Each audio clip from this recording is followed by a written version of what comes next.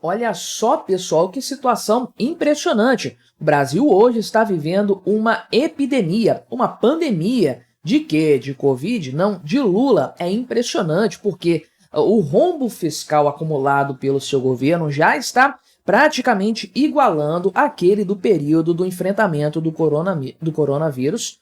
Só que não temos uma pandemia neste momento, uma coisa impressionante. Com o Brasil tudo ok até o momento, sem levar em conta a questão aqui do Rio Grande do Sul, obviamente não temos nada fechado nesse momento, não temos nada nem feito pelo governo, para falar a verdade, né? Mas antes disso acontecer, sem guerra, sem doença, sem crise econômica mundial, nem nada disso, o governo Lula conseguiu essa situação. O cara realmente é uma tragédia, é impressionante. E nós vamos dar uma olhada nesses números aqui, nessas comparações com o período anterior, 2020 e 2021, para a gente entender o tamanho do buraco em que nós nos metemos com esse molusco de novo ao poder. Mas antes, não se esqueça, deixe o seu like, o seu comentário aqui neste vídeo, se inscreva no meu canal se você ainda não for inscrito, considere se tornar membro patrocinador do meu trabalho, com valores a partir de R$ 1,99 por mês, você me ajuda bastante dessa forma, pode ter certeza disso, né? Então, o déficit nominal do governo Lula, que é o que realmente importa, é aquele que aumenta a relação dívida-PIB, é aquele que leva o governo a imprimir mais dinheiro, causando mais inflação. Pois bem, o déficit nominal do governo Lula já é praticamente igual àquele que foi registrado na pior parte da pandemia, meu amigo. Pois é, isso volto a dizer, sem levar em conta a questão do Rio Grande do Sul. Então o problema, o buraco aqui é muito maior, sem dúvidas, porque essa situação, nós já vimos, isso vai correr por fora da questão do resultado fiscal primário, então o governo vai poder gastar dinheiro tranquilamente nessa área, sem ter repercussões fiscais, e isso obviamente vai pressionar ainda mais o problema da dívida brasileira e, de forma geral, a dívida pública, né? Então, em março deste ano, eu até repercuti isso aqui no canal já, inclusive, né, o valor total da dívida bruta do governo, aí somando absolutamente tudo que existe de dívida hoje dentro do Estado brasileiro, foi de 75,7% do PIB, né, ou seja, 3/4 de tudo o que é produzido no Brasil, né, é o equivalente a isso aí de fato, né, e considera o saldo das receitas e despesas da União tipicamente negativo, é claro, quase sempre, né? E o pagamento dos juros da dívida bruta, o que também pesa bastante nessa história aí, com certeza, né? Então, o Congresso já aprovou isso aí, inclusive, né? Que essa medida que o governo apresentou para que os gastos com o Rio Grande do Sul sejam excluídos do cálculo das principais regras fiscais aí e tudo mais. Ou seja, né, no resultado primário, isso não vai entrar na conta, mas no somatório total, meu amigo, sem dúvidas, isso aí vai avançar bastante, né? Só de dívida o Brasil gastou 745 bilhões de reais. Obviamente, a taxa de juros está muito alta, o montante da dívida é muito grande, então isso incide bastante. E pior, né? O governo está tendo que aumentar os juros da sua dívida para além da taxa Selic, porque o pessoal não está tendo essa demanda toda pela dívida pública brasileira. O pessoal está pedindo um prêmio maior para emprestar dinheiro para o governo.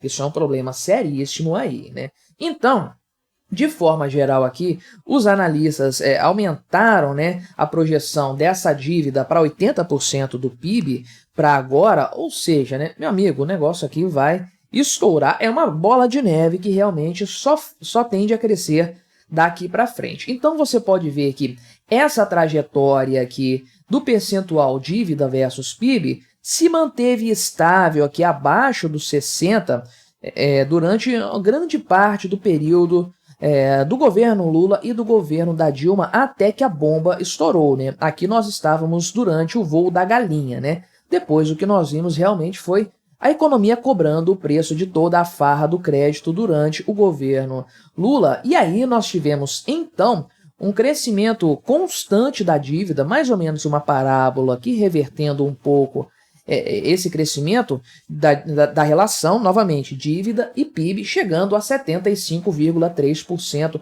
na época aqui da transição entre o Michel Temer e o Bolsonaro. E ensaiou uma tendência de queda nesse momento, até chegar a pandemia, que elevou os gastos lá para cima realmente. A dívida subiu 4,2 pontos percentuais em apenas um ano, né? Aqui é importante frisar que é relação dívida-PIB. Eu falei, mas é bom entender o que é isso, né? Isso não significa dívida crescendo ou diminuindo, porque são dois fatores considerados. Ok, o total, o montante da dívida pública, mas também a economia do país. Então, se a economia está muito aquecida, o PIB cresceu 10%, a tendência é que isso aqui caia, essa relação caia, ainda que haja um déficit primário, um déficit nominal naquele ano. Então, a dívida nominalmente, em valores reais, aumentou, mas a relação diminuiu porque o PIB cresceu bastante, muito mais do que o esperado, né? Então, esses dois fatores têm meio que andar em conjunto. Quando a economia cresce muito, o governo meio que tem aquela tranquilidade de gastar um pouco mais, sabendo que essa relação vai se manter equilibrada, né? O grande ponto é que na pandemia, não apenas os gastos subiram muito para pagar auxílio emergencial, para aumentar a Bolsa Família, para dar aqueles programas de crédito, Pronamp e tudo mais, não apenas por isso, mas também porque a economia caiu bastante, o PIB desabou. Então essa relação aqui ficou completamente tresloucada, virou aquela bagunça toda aí e tudo mais. Então, logo na sequência houve uma correção disso, a economia melhorou e a dívida ficou mais controlada. Bolsonaro entregou num patamar muito mais confortável do que ele pegou, caiu aqui basicamente 3 pontos de alguma coisa, quase 4 pontos percentuais nesse período aí. E agora, meu amigo, com o governo Lula, 4,2 pontos percentuais em apenas um ano, meu amigo. Isso aqui é completamente descontrolado, completamente inviável. Olha a reversão desse cenário aqui. Uma coisa assustadora de fato, né? Então, a mediana dessas estimativas piorou bastante, né? Para os próximos anos aí e tudo mais. O pessoal acha que em 2027 a dívida vai cair um pouco. Não vai, isso aí obviamente não vai, já sabemos, né? Mas temos aqui os valores nominais para a gente comparar, então, aqui o resultado acumulado, né, de 12 meses, mês a mês. Né? Então, pega-se o mês, por exemplo, o último aqui, março de 2024, a gente considera os 12 meses anteriores e chega-se nesse valor de quase R$1 trilhão, que bateu 1 trilhão no mês de fevereiro. Logo aqui tem um degrauzinho a mais. Né? O mais curioso é que esse gráfico brasileiro aqui, impressionante, né? Só tem o valor negativo, você nem precisa da parte de cima aqui do gráfico do positivo. É déficit atrás de déficit. E na casa das centenas de bilhões de reais. Isso aqui é uma coisa absurda, totalmente fora do controle. Aqui, durante a pandemia, você pode ver que houve um acréscimo muito grande de despesas que foi revertido, assim, imediatamente, chegando-se aqui em meados, né, de 2021 ou lá para o começo de 2022, nos menores patamares de dívida acumulada, e sabe-se lá quanto tempo. Uma coisa impressionante que, claro, teve uma leve deterioração no final do governo Bolsonaro, mas se manteve na estabilidade do período de forma geral e degringolou por completo agora no governo Lula, com um gráfico que é mais assustador do que esse aqui da pandemia, porque ele teve uma reversão bem rápida aqui e parece que a gente não está, nesse sentido aqui, vivenciando uma reversão desse cenário, né? Nem pelos gráficos, nem pela prática que a gente tem visto, a tendência realmente é que os gastos aumentem e aumentem muito aqui nessa história. E aí nós temos dois grandes problemas nessa situação toda, né? Aliás, 3. O primeiro e principal deles se chama governo Lula. A gestão do governo é ruim, não há compromisso com corte de gastos, muito pelo contrário, o governo Lula quer resolver a questão fiscal apenas estrangulando mais a sociedade produtiva com mais impostos, o que obviamente não vai acontecer. A curva de Laffer nos explica isso, o governo não vai ter sucesso nesse intento, o que vai deteriorar a questão fiscal ainda mais, né? Agora, os outros dois fatores são, em primeiro lugar, a dívida pública, e que incide sobre o montante. Então, quanto maior o montante da dívida, maiores serão os juros, o serviço dessa dívida, que não sendo pagos, porque não estão sendo pagos, olha o déficit nominal aqui, eles se incorporam ao montante da dívida, precisam ser rolados, e a bola de neve vai crescendo. O valor pago de juros vai aumentar cada vez mais, né? E ainda que você tenha uma queda na taxa Selic, a taxa básica, que caiu pouco e vai parar de cair nesse ano provavelmente,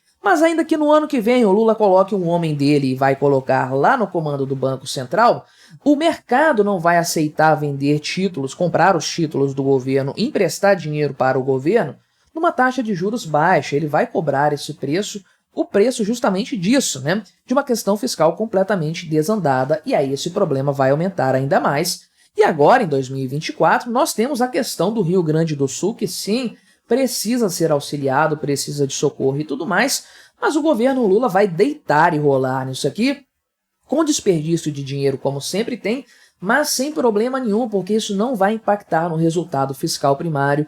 Lula não vai ser responsabilizado por isso aqui, não vai sofrer impeachment por esse excesso de gastos. O que nós vamos ter, então? Vamos ter uma dívida pública completamente descontrolada este ano e nos próximos anos também, sem qualquer tipo de reversão, porque, sem dúvidas, a promessa do governo Lula para esse ano vai falhar para o resultado fiscal como falhou no ano passado.